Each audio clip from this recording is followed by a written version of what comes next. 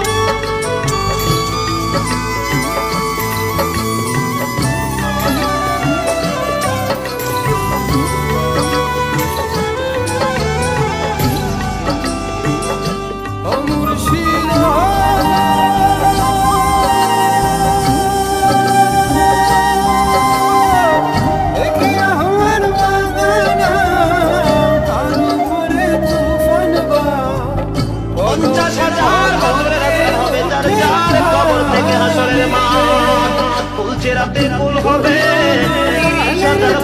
রাস্তা তারা অতিক্রম করবে। বন্ধু নবী এমনি এমনি কাঁদে জানিয়ে দিয়েছে কিয়ামতের ময়দানে খালি পায়ে থাকবে, মাটি নামা থাকবে, বন্ধু তাদের শরীরে কোনো পোশাক থাকবে না, অবস্থায় থাকবে। এবং মা আয়েশা প্রশ্ন করলো, প্রাণের নবী জানতে মনে চায় নবী গো, এই যে আপনার উম্মতগুলো অবস্থায় খালি অবস্থায় থাকবে নবী, তারা কি নারী পুরুষ একসাথে পারবে? তারা কি কেউ কারো দিকে নজর দিবে না? এবার আমার নবী বলেছে, আয়েশা রে কেমন করে নজর দিবে রে আয়েশা? বন্যার পানি যেমনি প্রবল বেগে বৃদ্ধি পেয়ে পৃথিবীর মানুষগুলোকে গ্রাস করে ফেলে, কাল কিয়ামতের দিন এই জাহান্নামের আগুন মানুষের দিকে বন্যার মতন ভোর দিকে চলে এসে মানুষকে ঘিরে ফেলবে।